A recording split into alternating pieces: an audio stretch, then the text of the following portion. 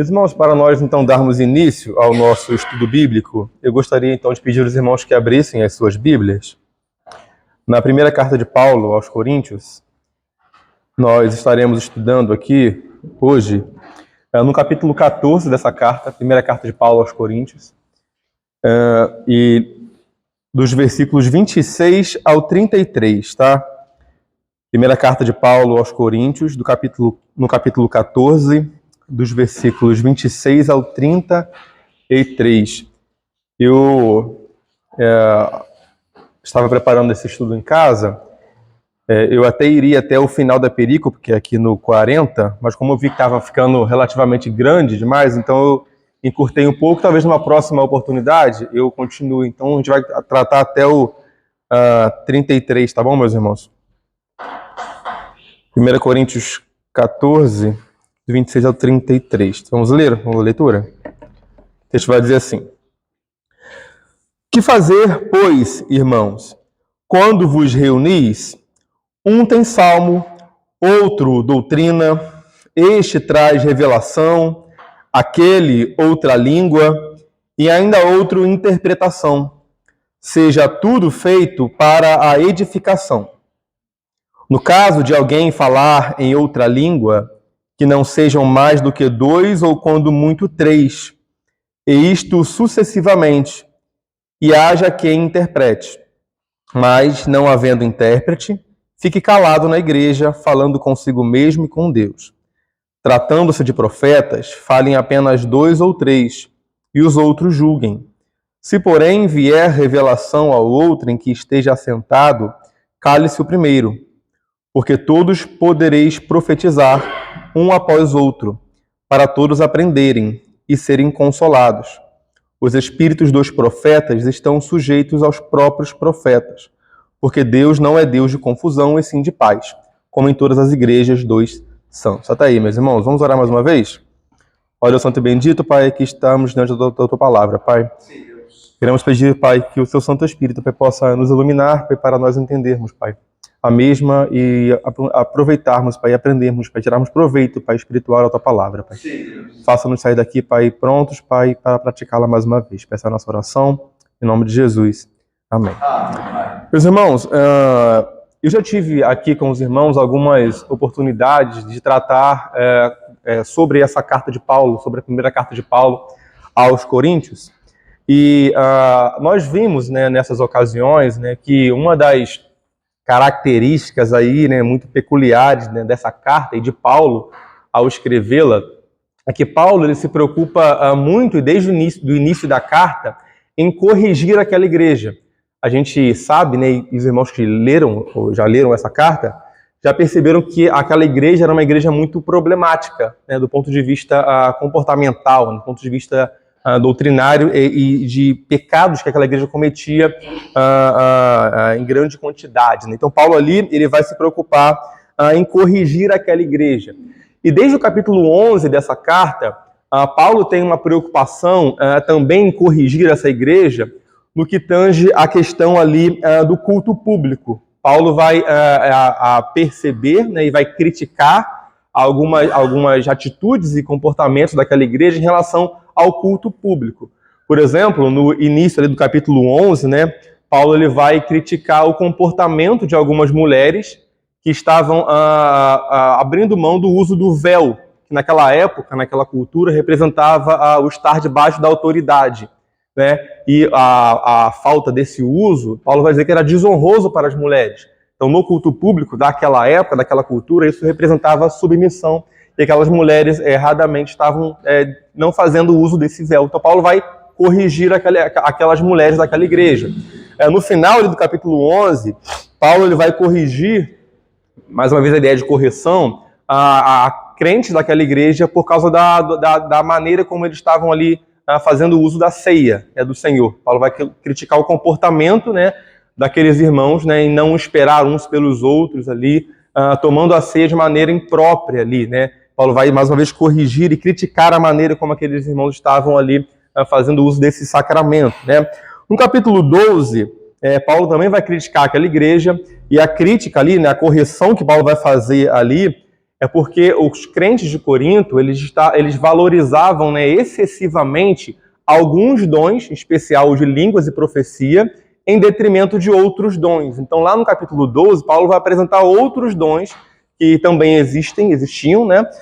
E também existem, né? Como de sabedoria, de conhecimento, né? Então, Paulo vai mostrar que há variedade de dons, né? Há variedade de dons. Não apenas aqueles dons que eles valorizavam em excesso, né? Essa é a ideia.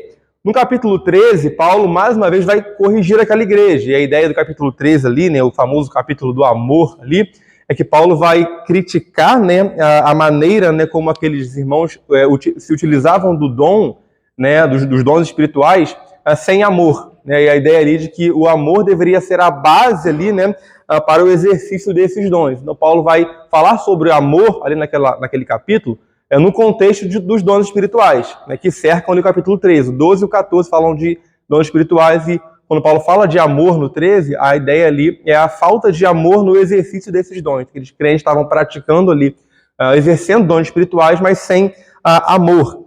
Né? E no 14, que é o que a gente vai ver aí uma parte hoje, Paulo, mais uma vez, vai corrigir aquela igreja. E a ideia ali, né, Paulo vai corrigir aquela igreja criticando a maneira pela qual aqueles irmãos daquela igreja utilizavam, exerciam, né, os dons de língua e profecia no culto público. Então essa é a ideia, né? Paulo vai criticar a falta de ordem pela qual aqueles irmãos exerciam o culto público, esses dons espirituais no contexto da igreja de Corinto. Então Paulo vai passar aqui a dar uma instrução prática, né, para aquela igreja de como se proceder, né, e alguns critérios que ele vai passar para aquela igreja, transmitir àquela igreja, para o exercício desses dons. O que é importante a gente já estabelecer aqui de antemão é a posição da nossa igreja em relação aos dons espirituais, em especial a esses dons aqui que nós iremos ver. Né? A Igreja Presbiteriana do Brasil, né, seguindo os seus símbolos de fé, ela comumente é denominada como uma igreja cessacionista, né? É um termo que é geralmente usado por aqueles que acreditam que os dons, né, espirituais, não todos, mas os revelacionais, ou os extraordinários, eles cessaram, né? Eles foram úteis durante algum tempo, ali no primeiro período ali dos apóstolos, ali, mas que com o fechamento do cânon bíblico, né, esses dons não são mais necessários hoje. E a ideia, quando a gente fala de cessacionismo, não é que nós não acreditamos nos dons espirituais. Nós acreditamos que Deus ainda concede dons, mas o ponto é que esses dons específicos, né, a cura, línguas, né, e profecia, esses dons chamados revelacionais, né, ou extraordinários ali, foram restritos à época apostólica, ao período apostólico ali, de maneira que hoje, com a Escritura completa, nós temos toda a revelação de Deus. E tendo toda a revelação de Deus, nós não precisamos desses dons extraordinários. Foram úteis naquela época, naquele período, mas a ideia de que essa época, após o fechamento do cânon da Escritura, nós agora temos a palavra escrita, que é onde o Espírito Santo fala através dela a nós, pela palavra escrita. Essa é a ideia. Tanto é que eu trouxe aqui um textinho da Confissão de Fé, né, o primeiro capítulo, né, primeiro ali. Eu até ia colocar aqui, mas acabei esquecendo de fazer o slide. Vou estar lendo aqui, peço que os irmãos prestem atenção, como que essa sessão do capítulo 1, ela vai encerrar. O texto vai dizer assim, né? Trouxe só um finalzinho. Que para a melhor preservação e propagação da verdade, para o mais seguro estabelecimento e conforto da igreja contra a corrupção da carne, malícia de Satanás e do mundo, foi igualmente servido fazê-la escrever toda.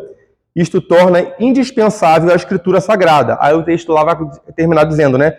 Tendo cessado aqueles antigos modos de revelar Deus a sua vontade ao seu povo. Então a confissão de fé aqui, ela já aponta, né, o fato de que aqueles antigos modos, né? E quais eram esses antigos modos, né, de revelar Deus a sua vontade? Né? Você tinha lá, antigamente, nas profecias, sonhos, né, revelações, né, teofanias, né, as próprias línguas, Urim, Tumim, né, aqueles modos pelos quais Deus se utilizava para falar ao seu povo. A confissão já vai trazer para a gente a ideia de que eles cessaram.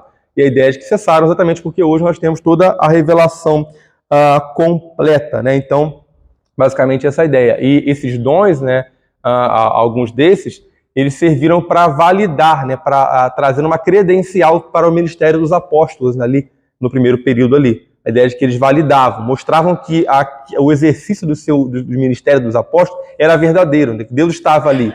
Então o dom de cura, por exemplo, era usado nesse sentido, para validar, né, para dar as credenciais do ministério apostólico. Então a ideia basicamente é essa, tá? Qual vai ser o ponto do nosso estudo hoje? Paulo aqui, ele vai regular a maneira como aqueles crentes exerciam esses dons enquanto eles eram ainda válidos e verdadeiros naquela época, tá? Então, basicamente aqui, a ideia é que Paulo aqui, ele vai estabelecer uma série de critérios, né, para regular esses dons, né? Quando a gente olha hoje, né, para realidade, né, e aqui é um ponto que a gente vai tentar fazer uma crítica de vez em quando aqui, quando a gente olha para a realidade das igrejas que se assumem, né, como continuistas ou pentecostais, a gente vai ver aqui ao longo do nosso estudo que a maneira pela qual elas supostamente exercem esses dons, esses supostos dons, difere muito da maneira como Paulo prescreve aqui no texto. O que Paulo prescreve aqui no texto é muito diferente, difere em muito na maneira como nós costumeiramente vemos aí fora acontecendo. Paulo vai estabelecer uma série de critérios aqui. Quando a gente olha para a realidade de igrejas, né, que supostamente exercem esses dons, né, espirituais, a gente vê que são maneiras bem diferentes, né, e bem conflitantes, né, e antagônicas de se exercer esse dom, né? Então, basicamente, o nosso estudo ele vai se dividir em duas partes, tá? Primeiro, dos versículos 26 a 28, a gente vai ver como que Paulo regula aqui o exercício do dom de línguas, né, no contexto da igreja de Corinto. E do 29 ao 33, Paulo vai aqui regular o exercício do dom da profecia também na igreja de Corinto. Então a ideia é como que no culto público, né, a igreja de Corinto deveria exercer e fazer uso desses dois dons, de línguas e de profecia. Então basicamente essa é a ideia e o nosso propósito hoje, tá bom? Vamos então ao texto. Versículo 26 vai dizer assim, ó. Que fazer, pois, irmãos, quando vos reunis, um tem salmo, outro doutrina, este traz revelação, aquele outra língua, e ainda outro interpretação. Seja tudo feito para a edificação. Vamos lá. Desde o capítulo 12 ali, e também aqui no início do capítulo 14, né?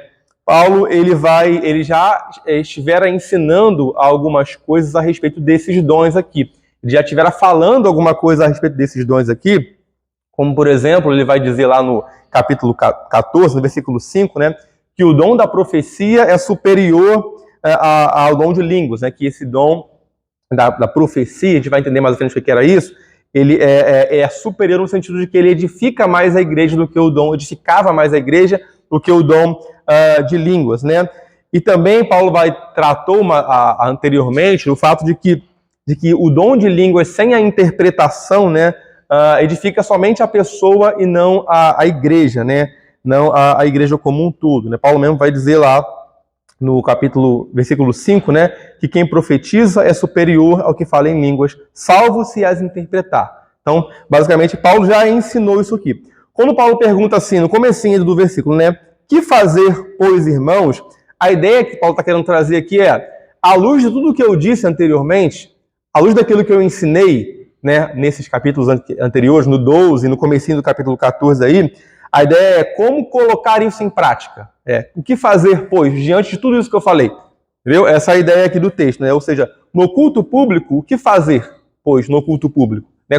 E Paulo aqui vai instruir os crentes, dar uma aula prática de como colocar aqueles dons e exercer aqueles dons no culto público. Tanto é que ele vai dizer aí, né, no comecinho, quando vos reunis, aqui a ideia de reunião é culto público. É por isso que ele fala, né, quando vos reunis, né? Culto público né, a reunião, né, dos crentes, né, dos irmãos na igreja local, né, e que tem como a função, né, adorar ao Senhor, né? E nessa adoração ao Senhor, os crentes, né, que se reúnem para esse culto público saem também edificados, né? Basicamente, no culto público, só para a gente fazer aqui um parêntese, a Bíblia ela traz duas preocupações em relação ao culto público, né? Primeiro, a preocupação com os elementos, né, do culto, né? No culto público deve-se observar os elementos prescritos, né, pela própria Sagrada Escritura, né? A oração, a leitura bíblica, a pregação, né, a louvor, né? A ideia de que nós não podemos inventar um elemento do culto. E uma segunda preocupação, que tem a ver com o nosso estudo hoje aqui, é quanto à ordem, né, que é o que Paulo vai estabelecer. Né? O que é a ordem? É a disposição correta desses elementos. Então, no culto público, né, cada elemento tem o seu lugar.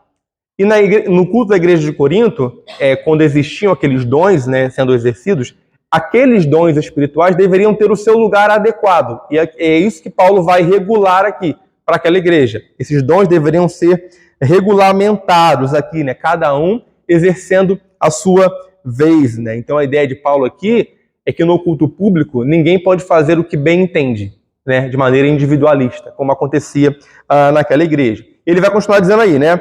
Um tem salmo, outro doutrina, este traz revelação, aquele outra língua e ainda outra interpretação, seja tudo feito para a edificação. Existem aqui duas possibilidades de interpretar esse pequeno texto que Paulo traz aí, né? Um tem salmo, outro doutrina. A primeira, né, é que Paulo estaria aqui simplesmente descrevendo os elementos, alguns dos elementos de culto daquela igreja. Então a ideia é, vocês têm salmo, vocês têm outro revelação, outro língua, interpretação. A ideia é, legal, só que fazendo uma ressalva no final, que tudo isso seja feito para a edificação. Apenas descrevendo quais eram alguns dos elementos daquela igreja. A segunda, que é o que eu me inclino mais, é que Paulo ali estaria reprovando, né, a maneira como aqueles crentes exerciam aqueles elementos. Então a ideia seria mais ou menos assim, olha, quando vocês se reúnem é uma bagunça. Um tem um salmo aqui, aí o outro se levanta para falar alguma coisa, para trazer revelação, e o outro quer falar com o outro ao mesmo tempo, e o outro traz a ideia de que Paulo está fazendo aqui uma queixa, né? Essa ideia. Por isso que ele fala no final, que tudo seja feito para a edificação. Então, a ideia de que a gente também não ouve o tom que Paulo está falando aqui, né? Mas a ideia de que Paulo aqui, segundo essa segunda interpretação, é que Paulo aqui está reprovando. A ideia de que, o culto de vocês, um se levanta para fazer uma coisa, outro para fazer outra, é uma completa bagunça. Seria mais ou menos o tom que alguns comentaristas entendem aqui, que Paulo estaria fazendo uma crítica aqui. E pelo contexto da passagem, né, é provável que Paulo estava de fato fazendo essa crítica, porque é um contexto onde Paulo está criticando a maneira como eles exerciam os elementos de culto daquela igreja. Então eu tendo mais a entender que ali é uma crítica de Paulo, a maneira como esses elementos eram exercidos no culto, né? Ele ia falar, né, seria tudo feito para a edificação. A edificação aqui, basicamente, é a ideia de trazer algum proveito, né, um benefício comum, né, um benefício coletivo. Então, a ideia de que tudo aquilo deveria ser feito para trazer um benefício comum. E o ponto que Paulo quer trabalhar aqui é que esse benefício comum para a edificação é impossível de ser trazido sem ordem. Sem ordem, não tem como ter benefício espiritual, coletivo, comum, né, a edificação da igreja. Por isso que Paulo vai trabalhar a ideia de ordem aqui. Então, um culto naquela igreja era um culto, certamente um culto muito bagunçado. A ideia de que, e Paulo vai trazer algumas orientações que dão a entender a maneira como aquela igreja exercia aqueles dons. Né? Então, você vê ali muita gente profetizando, e aí Paulo vai trazer a ideia de 2 ou 3, né? Você vê ali no culto público ali, segundo alguns, a ideia de que eles falavam ao mesmo tempo. Paulo vai estabelecer um critério de sucessão e também a ideia de que falavam sem intérprete. E Paulo vai trazer o critério ali, a exigência de um intérprete para esse exercício desses dons. Então, não é muito diferente de como nós vemos hoje por aí, né?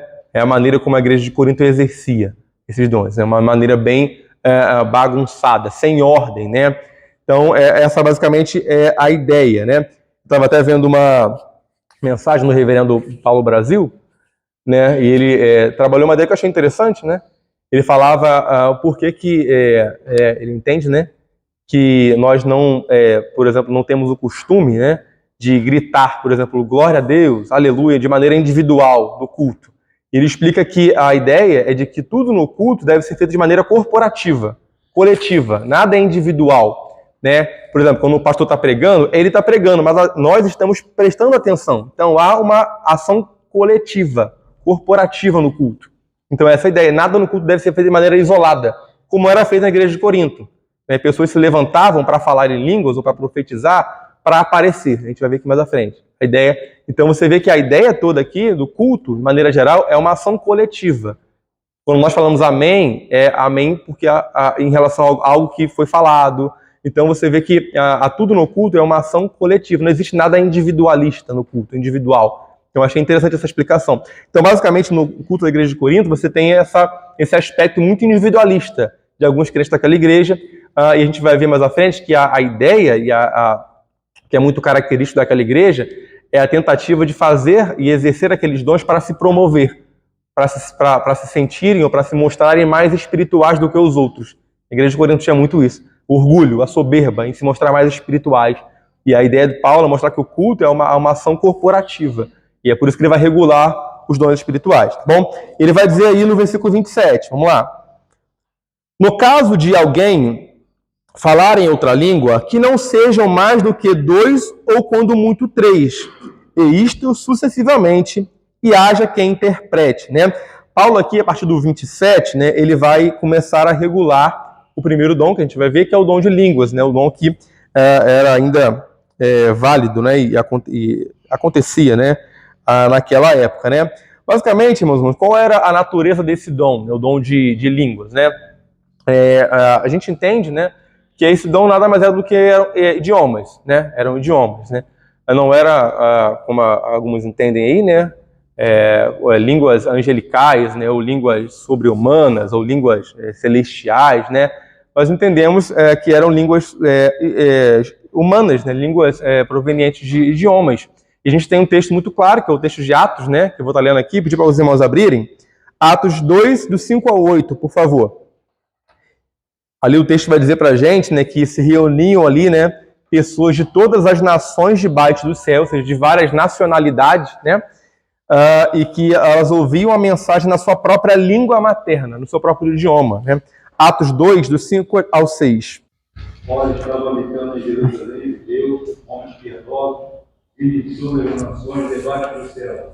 Quando foi que fez ouvir aquela voz, afluiu a multidão e se possuiu de necessidade, porquanto cada um os ouvia falar em sua própria língua. Então a ideia é da própria língua, do seu próprio idioma. Então você vê que claramente a ideia aqui é de idioma. Agora, nesse mesmo capítulo, versículo 9 a 11. Somos pardos, medos, elamitas e os naturais da Mesopotâmia, Judéia, Capadócia, Ponto e Ásia, da Frígia, da Panfília, do Egito e das regiões da Líbia, nas imediações de Cirene, e romanos que aqui residem, tanto judeus como prosélitos, cretenses e arábicos. Como os ouvimos falar em nossas próprias línguas as grandezas de Deus. Você vê que a ideia aí é claramente a ideia de idiomas, né? Ouvindo nas suas próprias línguas, né? É interessante, né, que estava vendo esses dias um post, né, do Instagram, mostrando, falando sobre a necessidade, né, na época, né, do dom de línguas. Por que o dom de línguas foi necessário, né, naquela época? Né? E lá a ideia de que o dom de línguas nasce da necessidade, né, da pregação do evangelho, né? Por exemplo, naquela época, né, como é que homens, né, tão simples, né, tão iletrados, né, que não sabiam, né, outros idiomas, pregariam, né, em países que se falavam outros idiomas. Então a resposta é o dom de línguas, né? Então essa era a ideia, né? Por exemplo, na própria cidade de Corinto, né, era uma cidade cosmopolita, né? Você era uma cidade que recebia muito estrangeiro. E por que você acha que Paulo escreve sobre esse assunto só para a igreja de Corinto, praticamente? Né? Por quê? Porque a igreja de Corinto tinha muito estrangeiro visitava a igreja de Corinto, se convertia, ele ficava. Então era natural que esse dom de línguas fosse exercido ali. Porque para que os estrangeiros entendessem o que estava acontecendo no culto de Corinto. Então, essa era a ideia. Tanto é que o que Paulo vai dizer lá, 1 Coríntios 14, agora, do 10 ao 11. Esse mesmo capítulo que a gente está estudando, 10 a 11. Há, sem dúvida, muitos tipos de vozes no mundo. Nenhum deles, contudo, tem sentido. Se eu, pois, ignorar a significação de voz, serei estrangeiro para aquele que fala, e ele estrangeiro para mim. Reparem que a ideia aqui, quando Paulo fala que há muitos tipos de vozes no mundo, falando de idiomas, né? quando ele fala assim, se eu, pois, ignorar a significação da voz, ou seja, ele falando do idioma, se eu negligenciar o significado desse idioma, ele fala assim, serei estrangeiro para aquele que fala, e ele estrangeiro para mim. Repare que os termos que ele usa remetem à ideia de idiomas. Estrangeiro, voz, essa ideia. Então a ideia é que essas línguas eram idiomas, né? Vamos lá. No texto que a gente leu aí, Paulo ele vai fazer aí... vamos lá. Ele falou aí sobre, no caso de alguém que falar em outra língua, que não sejam mais do que 2 ou quando muito 3, sucessivamente, e haja quem interprete. Vamos lá. O que estava acontecendo provavelmente na igreja de Corinto? É exatamente o contrário dessas regulamentações, né? Provavelmente tinha muita gente falando, né? Tinha gente falando ao mesmo tempo, tinha gente falando sem interpretação, né? Vamos lá. Paulo vai estabelecer aí 3 critérios aí, né, para regulamentar esse dom. O primeiro critério que ele vai usar é o de limite, né, de participantes, a ideia de 2 ou 3. O segundo é de sucessão, um após o outro. E o terceiro é de inteligibilidade, né, a ideia de tem que ter intérprete para interpretar. Primeiro ele vai dizer assim, que não sejam mais do que 2 ou quando muito 3, tá? Estava olhando nos comentários sobre esse trecho, né? Quando ele fala 2 ou 3, a ideia é de que é um limite, tá?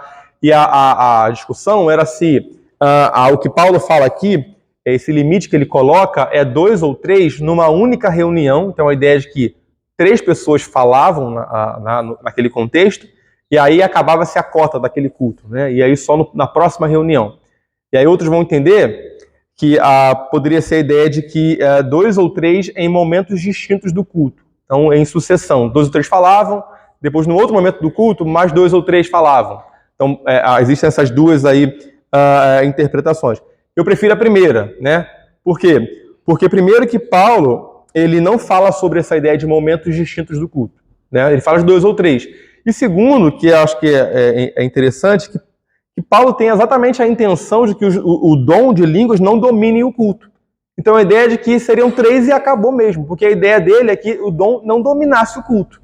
Então se fosse 3, mais 3 depois, mais 3 depois, ficaria muita gente falando. E aí esse dom dominaria o culto. E a intenção de Paulo é exatamente essa, de que esse dom de línguas não dominasse, não caracterizasse o culto como um todo. Tá? Então essa é a ideia. 2 ou 3 e acabou. E aí a gente vai, né? Nós iremos agora fazer uma rápida crítica aqui àquilo que a gente costuma ver, né? Na realidade do nosso país, né? As igrejas aí que a gente conhece, que é muito comum no entendimento, para quem já viveu no meio, né? Meio pentecostal de maneira geral, né? É muito comum a ideia de que quanto mais pessoas falarem em línguas, mais espiritual é o culto. Então, para quem já cresceu, a ideia de que, hoje o culto foi muito bom, porque muita gente falando em línguas, o fogo desceu. Então, a ideia... E quando você olha para o que Paulo está falando aqui, é o contrário. Paulo está falando 2 ou 3, ok, e o culto é espiritual, 2 ou 3. E aí você vê exatamente o contrário, uma ênfase nessa ideia de falar em línguas, e quanto mais línguas estranhas no culto, mais espiritual foi o culto, mais fogo desceu do céu. Então você vê que uma ideia, né, uma prática em conflito com aquilo que Paulo está dizendo aqui, né? Eu estava também ouvindo uma contra-argumentação, né? Que geralmente os pentecostais fazem, né? A ideia de que a ideia de que uma justificativa do porquê que lá nesse meio mais pessoas, mais de 3 falam. E um dos argumentos é que aquilo que Paulo aqui prescreve era para uma igreja fraca, uma igreja matura. Então, se você tem uma igreja hoje madura, aí sim você pode falar, mais de 3 pessoas podem falar. O problema é que se você for ir por essa linha, né, então você descarta tudo que Paulo falou para a igreja de Corinto. Porque tudo que ele falou para uma igreja fraca. Então você descarta todas as orientações que Paulo falou para ela, né, sobre casamento, sobre ressurreição, porque está falando para uma igreja fraca. Então você descarta o resto todo. Então esse é o problema. Então, e segundo, uma outra crítica que a gente vê muito, né, é a ideia de que você... a línguas estranhas, né, essa ideia das línguas, as supostas línguas, né, que você vê lá, é muito comum você ver essa língua sendo entendida nesse meio como uma evidência do batismo com o Espírito Santo. A ideia de que você recebe uma segunda bênção. E o grande problema disso é que você cria 2 categorias de crentes, né? Um crente que é batizado com o Espírito Santo, crente de primeira categoria, e o crente que não é batizado, né? Então você vê um crente de segunda categoria. Então começa por aí. o segundo problema é que você vê muito nesse meio o incentivo, né, o apelo, né, para que todos busquem esse dom. Todo mundo tem que falar em línguas, tem que falar em línguas. E quando você olha para o texto de Paulo, né, por exemplo, lá no capítulo 12, 30, Paulo vai perguntar assim, ó, tem todos os dons de curar? Falam todos em outras línguas? Interpretam a todos? E a resposta para todas as perguntas é não. Então a ideia é de que, ainda que esses dons fossem, né, disponíveis hoje, não seriam para todos, ainda que fosse.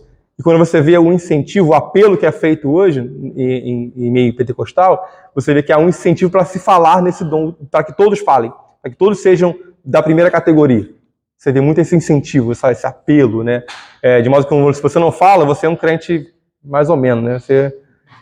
Então você vê muito essa ideia que o Paulo está falando aqui é exatamente o contrário. Paulo, quando trata do dom de línguas, no 12, por exemplo, ele vai colocar o dom como menos importante, né? Coloca lá embaixo, porque não é o dom que necessariamente edifica mais a igreja. Ele vai até preferir o dom da profecia do que o de línguas, porque da profecia edifica mais o corpo, a igreja. Enquanto de língua, você é intérprete, vai trabalhar essa ideia, né? Edifica somente a pessoa. Então, essa é a ideia, tá? Vamos lá, o segundo critério que Paulo vai estabelecer aqui é de sucessão, né? Quando ele fala assim, e isto sucessivamente, né? A ideia aqui é de um após o outro, né? Então, qual era o problema daquela igreja? Não só eles estavam falando em grande quantidade, né? Mas falando ao mesmo tempo. E aí a gente lembra, né, a ideia de que, muito provavelmente, né, que os comentaristas vão entender, que ali havia uma disputa entre esses que falavam para saber quem eram os mais espirituais, quem era o mais espiritual, quem falava mais, quem falava melhor. Isso vai acontecer também no dom da profecia, a gente vai ver mais à frente, quando Paulo manda o outro sentar e calar a boca. Né? A gente vai ver mais à frente aí. Mas a ideia é de que Paulo está criticando essa maneira, né, como os dons eram exercidos, e a ideia de que eles falavam ao mesmo tempo. Né? Então Paulo vai falar, um após o outro, né? A ideia de que a pessoa deveria esperar, né, a vez, né, do outro. Né? Então, e se o dom de língua já era difícil de se interpretar, né? Imagina muita gente falando ao mesmo tempo. Como é que se interpreta? Quem está falando o quê? Então, você imagina, se a gente fala português ao mesmo tempo, já é difícil de entender? Você imagina o dom de língua sendo falado ao mesmo tempo, o tempo inteiro, tá? Então, essa é a maneira, tá? De se entender. Para a gente continuar, o terceiro critério que Paulo vai usar aí é o critério de inteligibilidade, né? Quando Paulo fala assim, aí haja quem interprete, né? Ou seja, Paulo aqui, ele vai proibir, né, o uso desse dom de maneira pública, naquele contexto, sem um outro dom associado, né, que é o dom da interpretação. Né, ali, basicamente, o dom da interpretação, do intérprete, ele tinha como função ali, né, transmitir, né, o significado, traduzir aquilo que foi falado, né, num outro idioma para o idioma inteligível, o idioma da pessoa, da outra pessoa. Então, basicamente, era a ideia de traduzir para a igreja ou para o estrangeiro aquilo que estava sendo falado. Então, basicamente, é essa a ideia. E sem essa interpretação, obviamente que ninguém entenderia nada, e se ninguém entende nada, não havia a edificação. Né? Então, essa a ideia. Né? Aí existe uma discussão, né, entre os comentaristas sobre como é que se daria essa interpretação. Né? Se naquele contexto uma pessoa falava e outra já interpretava, ou se três, né, no máximo, falavam, e depois, no final, o intérprete interpretava as três juntas. Paulo não especifica, mas a ideia aqui é de que teria que ter naquele contexto o dom, alguém para interpretar. Ele vai, ainda sobre a interpretação, do 28 ele vai dizer assim, mas não havendo intérprete, fique calado na igreja, falando consigo mesmo e com Deus. Né? Então, basicamente, quando Paulo fala assim, não havendo intérprete, por que ele fala assim, não havendo intérprete? Paulo, lá no capítulo 1, versículo 7, né, ele vai lá dizer que a igreja de Corinto possuía todos os dons. Né? Então, certamente, ali existia aquele que tinha esse dom de interpretação. E a ideia de não havendo intérprete, Paulo está trabalhando com a ideia aqui de que haveria possibilidade de, em um determinado culto, aquele que tinha esse dom de interpretação faltar o culto, não está ali, presente. Então, não havendo intérprete no culto de vocês, se o cara que tem esse dom não está ali, não fala nada. O outro que tem o de línguas fica quieto. Então, essa é a ideia. Então, basicamente, a ideia de que naquele contexto, né, era essencial que o que falava em línguas olhasse para trás e o rapaz que interpreta está ali. Né? Então, entendesse que se preocupasse com essa a ideia aqui. Né? Então, Paulo vai dizendo, fique calado, falando consigo mesmo e com Deus, né? Então, reparem que Paulo ele manda ficar calado, né? Ficar quieto, né? Essa é a ideia, né? A gente vai ver mais à frente, quando Paulo manda ficar calado, né? Isso pressupõe a ideia da capacidade de se controlar, que é um dos argumentos muito usados. Não, o Espírito veio sobre mim e eu não consegui me controlar. Então, não me controlei. Tive que falar. E a gente vai ver quando Paulo fala dos profetas ali, né? Quando ele fala que o Espírito dos profetas tem que estar sob o seu domínio, o seu próprio domínio. Né? A gente vai ver mais à frente essa ideia. Mas, basicamente, trazendo aqui também para mais uma crítica, né, aos nossos irmãos, né, pentecostais, você vê muito aliás, você não vê essa preocupação quanto à interpretação. Você vê muita falsa língua, né, suposta língua, mas você não vê ninguém levantando para deixa eu interpretar o que o irmão está falando.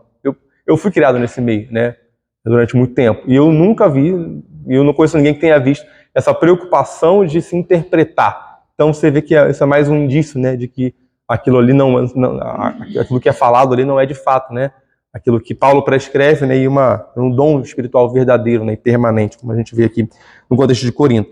E Paulo vai dizer assim, no 29, tratando-se de profetas, falem apenas 2 ou 3, e os outros julguem, né. E aqui Paulo, no 29, vai passar a regulamentar, né, a regular, né, o outro dom, que é o dom da profecia, né.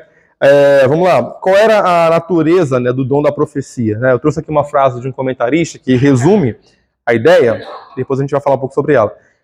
A frase de William Hendricks, né, um comentarista, ele vai dizer assim: Paulo tem em mente mais a pregação regular e o ensino da Bíblia do que uma declaração profética ocasional. Então a ideia aqui, a gente vai ver mais à frente, é que o ofício do profeta do Novo Testamento, ele tinha muito mais a ver, né, com a ideia de clarear um conteúdo doutrinário, de ensino, de aprendizado, né, de estabelecer ali uma revelação mais completa da doutrina. Né? Tanto é que Paulo vai dizer assim, lá no 14:31, eu vou ler para a gente entender, vai dizer assim, ó, porque todos podereis profetizar, um após o outro. Olha o que vai dizer. Para todos aprenderem e serem consolados. Então, ó, a profecia era para quê? Para todos aprenderem. Então, ele associa a profecia com o aprendizado, com o ensino. Né? E essa é a ideia. O que a gente pode entender daqui é que a profecia, né, não tem nada a ver com essa ideia de aplicação pessoal. Deus está mandando te dizer isso. Deus está mandando você largar o teu marido. Deus está me dizendo que você vai arrumar um emprego até o final do ano. Essas profecias, né, diretivas, né, não são, né, não são profecias verdadeiras, porque não tem nada a ver com o que Paulo está dizendo aqui. Paulo está estabelecendo aqui a ideia de que o profeta ele ensinava, né? Ele vai dizer para todos aprenderem e serem consolados, né? Por exemplo, quando ele fala assim lá no 30, né? Se porém vier revelação a outrem, né? Quando ele fala isso, ou seja, há um profeta ali, né? No caso, no contexto, logo à frente, o que era a revelação? Né? Revelação era algo, né, que era recebido, né? Era uma elucidação, né, de alguma doutrina, né? Que estava oculto durante um tempo e foi revelado, foi trazido à tona, né? A ideia foi retirado o véu. Então, os profetas, né, e os apóstolos recebiam revelação, né, de Deus para ensinar, uma vez que o cânon não estava completo naquela época, então existiam aí o maior clareamento da doutrina, né? Então, por exemplo, Paulo vai dizer lá, né, 1 Coríntios 15, né? Eis que vos digo um mistério, nem todos dormiremos. A ideia de mistério, né? Está trazendo uma revelação a mais quanto à questão da ressurreição ali, né? Então você vê que esse era o ofício do profeta, né? A ideia de estabelecer ali um conteúdo doutrinário ainda não entendido completamente, não revelado, né? Tanto é que eu estava vendo um vídeo do Michael Orton, né? E ele entende, né, que o ofício do profeta hoje em dia foi transformado na pregação. Né, o pregador, mas tanto é que acho que o primeiro manual, né, de pregação, né, do William Perkins, né, é a arte de profetizar, né, a ideia da arte de profetizar, que é um manual de pregação. Né, então, E os seminários são chamados pelos mais antigos de casa de profetas. Legal. Então você vê que essa ideia de o profeta tem associado exatamente a ideia do ensino, né, da pregação. Um comentário que eu lembro também, quando eu tive contato profecia nunca é uma profecia assim, você, sei lá, se arrependa, era assim, você vai ganhar alguma coisa, vai acontecer alguma coisa com você. Não acontecia. E você vê profecias muito gerais. Você fala, se você for fiel ao Senhor, Ele vai te abençoar. Isso aí a Bíblia já fala isso. Então, assim, não é uma profecia verdadeira, né? Então, são profecias muito gerais, né? Muito... A Bíblia já fala, a Bíblia já tá aí para isso, né? Por exemplo, um dos argumentos muito clássicos, né, de quem defende o continuismo, né, é a ideia de que as profecias, né, modernas, né, as supostas profecias modernas, não ferem o solo da Escritura porque são profecias de menor autoridade. Por exemplo, a ideia de que a profecia diretiva é a profecia apenas pessoal e a profecia mesmo superior, né, a autoridade maior é a palavra. Fazem essa diferença de autoridade, né? O problema é, se Deus fala aqui e fala aqui, ele tem a mesma autoridade. Não tem como Deus falar com menor autoridade do que ele mesmo. Não faz muito sentido isso. Você estabelecer duas autoridades diferentes, sendo que é o mesmo Deus quem fala. Se Deus está falando, hoje, ele tem a mesma autoridade que a palavra, porque é ele falando. Então não faz muito sentido essa ideia. Tá? E aí, vamos lá, para a gente continuar, então só para a gente fechar, né, a ideia aqui de que as supostas profecias de hoje, né, ferem esse princípio do sola escritura, né? Que se você tem novas revelações, então não é sola escritura, é a escritura, mas as revelações que ainda continuam. E a gente, como crente, né, na palavra, a gente entende que o cânon já foi fechado. Se o cânon foi fechado, então isso aqui é suficiente. Não é necessário mais revelações extrabíblicas, né, com o mesmo peso de autoridade da Sagrada Escritura. Com a sua licença, né? O apóstolo Paulo ratifica essa verdade que você tem dito, né? À luz da doutrina bíblica, de que a Escritura é suficiente, e não há necessidade nenhuma de uma suposta revelação com menos autoridade, o que negaria a própria pessoa de Deus, porque tudo que ele fala tem autoridade máxima por ser quem ele é. Paulo vai dizer assim, toda a Escritura é inspirada por Deus e útil para o ensino, para a repreensão. Veja que ela é útil para tudo. Para o ensino, para a repreensão, para a correção, para a educação na justiça, ou seja, o que eu devo fazer, quando eu devo fazer, com quem que eu devo fazer, para onde eu devo ir, isso tem tudo com justiça, fazer o que é justo, a fim de que o homem de Deus seja perfeito e perfeitamente habilitado para toda boa obra, não alguma, ou não a mais importante, tanto a mais importante quanto a que alguém pode julgar menos importante, toda boa obra. Ou seja, se as Escrituras são suficientes para fazermos perfeitos, a pergunta é, o que nós precisamos mais? Se ela diz ser perfeita, para nos fazer perfeitos. Alguém perfeito não precisa de mais nada. Exatamente. Perfeito. E aí, irmãos, Paulo, continuando no texto, né? Ele vai entrar agora quando ele falar aqui sobre as línguas, né? Deixa eu só achar aqui onde eu estou. Também é questão também do princípio igual ao corpo. Sim. Você viola, né? Você acrescenta um elemento que já não existe mais, né? Perfeito. O próprio princípio 26, quando fala aqui em doutrina, né? É a explicação da verdade, né? Revelada, né? Perfeito. Sim. Perfeito. Esse era o conteúdo das profecias, era exatamente esse, né? A explicação da verdade ali sendo revelada, né? 29, isso. Então ele vai dizer, né? Tratando-se de profetas, falem apenas 2 ou 3 e os outros julguem, né? Paulo aqui, ele vai trazer 2 critérios aqui, né? Um para o profeta, né? E outro para a igreja. Né? O primeiro critério, né?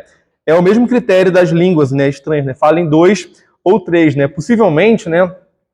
Os comentaristas tentam fazer uma reconstrução. Ali existiu o mesmo problema quanto a relação às línguas, né? Muita gente querendo falar.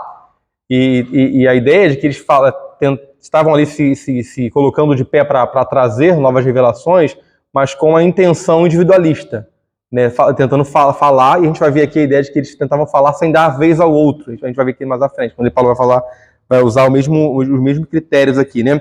Então, basicamente, a ideia é essa, né? E Paulo vai dizer assim, e os outros julguem, né? É interessante essa ideia, né? Que há um critério que Paulo estabelece para a igreja, né? Que a igreja deveria julgar, né, aquilo que estava sendo falado. Por quê? Porque, assim como existiam os verdadeiros profetas, também existiam, desde aquela época, os falsos profetas. Poderia ser levantar alguém, falar alguma coisa, dita profecia que não fosse verdade. Então Paulo está dizendo para a igreja julgar ali, né? A ideia de discriminar, né? A ideia de discriminar, examinar, né? Ou seja, a ideia de que a igreja deveria receber e ouvir um profeta não passivamente, né? Mas a ideia de que eles deveriam avaliar, né? Ou seja, será que esse profeta tem falado tem a ver ou bate com o ensino dos apóstolos? Será que o que esse profeta tem falado ali, né, bate, né, com o ensino do Antigo Testamento, com o ensino de Cristo? A igreja deveria avaliar o conteúdo, né, doutrinário, né, daquelas revelações aqui, né? Por exemplo, lá, primeira carta de João, né, ele vai dizer assim, 4, né, do 1 ao 3. Amados, não deis crédito a qualquer espírito, antes provai os espíritos, se procedem de Deus, porque muitos falsos profetas têm saído pelo mundo afora. João associa a ideia de espíritos, né, da aprovação dos espíritos com esses falsos profetas que têm saído pelo mundo afora. Ele lá na frente ele vai dizer assim, e todo espírito que não confessa a Jesus não procede de Deus. Repare que a ideia da função, que o João aqui orienta, né, os crentes lá, era exatamente provar esses espíritos, né, entender se aquele profeta era um falso profeta ou não, porque ele vai dizer que muitos têm saído pelo mundo afora. Então João associa aqui o falso profeta com o falso ensino. Então essa é a ideia, tá? Vamos lá. 30-31. Se os outros julguem, não seria esse um comportamento da igreja como se eles estiverem? Perfeito. Mais ou menos a ideia é exatamente essa. Nesse julgamento, para você ver se é o que os crentes deveriam fazer. Analisavam para ver se aquilo estava de acordo com o ensino já revelado, né? Perfeito. E aí, vamos lá. 30-31. Se, porém, vier revelação a outrem que esteja assentado, cale-se o primeiro, porque todos podereis profetizar, um após o outro, para todos aprenderem e serem consolados. Interessante essa parte, né? Paulo vai começar dizendo assim, se, porém, vier revelação a outrem que esteja assentado, cale-se o primeiro. A ideia basicamente é o seguinte, tentando fazer aqui uma reconstrução da maneira como aquele dom era exercido, né, da profecia, a ideia de que a igreja basicamente se assentava, né, e aí alguém se levantava para revelar alguma coisa, para entregar alguma profecia, né? E a ideia é de que a outra pessoa se levantava como um sinal de que ela também queria falar. E basicamente aqui o que os comentaristas vão entender é que a primeira pessoa que se levantou, ela falava por muito tempo. Lembra da ideia individualista dos profetas, né? Eles usavam um dom, mas de maneira errada, né? De maneira pecaminosa. E a ideia de que eles ficavam muito tempo falando e não davam vez ao outro. Por isso que Paulo vai dizer aí, né? Se porém vier a revelação a outrem, ou seja, se a outra pessoa quiser falar também, outro profeta quiser falar, né? 2 ou 3, então tinha espaço para mais um. Aí ele fala assim, cale-se o primeiro. Por que cale-se, né? A ideia de que aquele primeiro que se levantou estava falando há muito tempo já, né? E não estava dando vez ao segundo. Ele queria monopolizar o exercício do dom. Essa é a ideia. O Paulo fala assim, vem revelação ao segundo, você que está falando demais, está monopolizando o culto, está querendo falar o tempo todo, fica quieto. Por isso que ele vai dizer, cale-se o primeiro. Deixem outros exercerem esse dom. Então você vê que Paulo está criticando o primeiro, que se levantava e que falava sem parar e que não dava oportunidade ao segundo de falar. Então essa é a ideia aqui, né? Basicamente é essa a ideia ali, o cara querendo tomar conta do ofício, né? Sozinho, né? Basicamente é essa. E ele vai dizer, né? Porque todos podereis profetizar, né? Aqui quando ele diz, né? Porque todos podereis profetizar, esse todos aqui é os 2 ou 3 que ele falaram anteriormente. Não era todos que tinham o dom. A ideia de todos, porque todos podereis profetizar, esses 2 ou 3 profetizarão, podem profetizar, mas respeitando o limite do bom senso, né? A ideia do bom senso. Falem, mas deixe o outro falar. Se está falando demais, cale-se primeiro, fica quieto. Ele usa o termo, né? Cale-se, né? Porque ele estava abusando, né, do ofício, né? E dá oportunidade a outros. E ele vai dizer, né? Um após o outro, para todos aprenderem, né? Mas a ideia de aprendizado, né? De ensino, aí serem consolados. Aí no 32 e 33, para a gente fechar, vai dizer assim, né? Os espíritos dos profetas estão sujeitos aos próprios profetas, porque Deus não é de confusão, e sim de paz, como em todas as igrejas dos santos, né? Alguém, né, poderia se levantar naquela igreja lá e dizer assim, não, mas um profeta, né? Hipoteticamente falar assim, não, mas o Espírito me tomou de uma tal forma, né, que eu não tenho controle do que eu falo.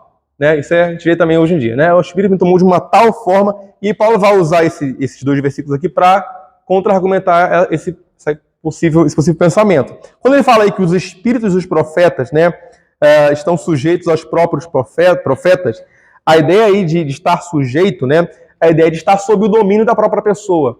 Ou seja, a pessoa que fala, que profetiza, ela tem de estar sob o seu próprio domínio, sobre o seu próprio controle. A ideia de que ninguém pode alegar, né, um descontrole promovido pelo Espírito Santo. Uma vez que o profeta, ele se controla. Ele tem essa capacidade, né, de se controlar, de ter o domínio próprio, né, de controlar os seus próprios sentidos. Então, essa é a ideia. O profeta está sujeito, o espírito dos profetas está sujeito aos próprios profetas. Então, essa é a ideia. O profeta, ele deve ter essa capacidade de se controlar. Então, esse argumento que a gente vê hoje, até hoje, né, de que eu não me controlo, veio sobre mim, eu não pude me controlar. Paulo está criticando exatamente isso, está, né, fazendo uma objeção exatamente essa ideia, de que o profeta, quando fala, ele tem que ter o domínio próprio. Então, se o domínio próprio é um fruto do Espírito Santo, né? Então, fruto do Espírito, como é que o cara pode alegar que está sendo movido pelo Espírito? Né? No exercício desse dom, uma vez que ele está sendo, né, ali descontrolado, né? O domínio próprio é o fruto do Espírito. Não pode alegar descontrole pelo Espírito. O Espírito capacita o crente a se dominar, se controlar, e não a ser descontrolado. Então, você não pode alegar que o Espírito Santo me deixou descontrolado. Não é isso que o Espírito Santo faz. O Espírito Santo deixa você dominado, controlado, sob o seu próprio controle. Essa é a ideia, tá? E aí ele vai dizer, né? Porque Deus não é de confusão e sim de paz. Aí vai fechar como em todas as igrejas dos santos, né? Basicamente a ideia final é, como é que você pode falar, né, em nome do Espírito de Deus de maneira confusa, de maneira descontrolada, se o próprio Deus é um Deus de paz. Se Deus é um Deus de paz, você não pode falar em nome dele de maneira confusa e descontrolada, porque ele é um Deus de paz. Então não faria sentido, né? Seria incoerente você alegar que está sendo movido pelo Espírito de Deus, pelo Espírito Santo, o próprio Deus é um Deus de paz, né? Um Deus de ordem. Então essa é a ideia. E Paulo vai fechar aqui. Então essa basicamente é a ideia, né? Então o que a gente pode aprender aqui? Primeiro, né, que agradecer a Deus pela sua santa palavra já revelada, né? Fechada, completa, que é a Sagrada Escritura escrita, né? Agradecer também a Ele, né? Entender que Ele, na sua providência, né, manifestou esses dons, transmitiu esses dons numa época anterior, né, onde era necessário, né, uma vez que não estava fechado o cânon, mas hoje em dia ter total consciência, né, de que essa única revelação aqui é de fato a nossa única regra de fé e prática, né, que essa é a regra pela qual nós nos baseamos e vivemos, né, a nossa vida confiados no poder de Deus, do seu Santo Espírito.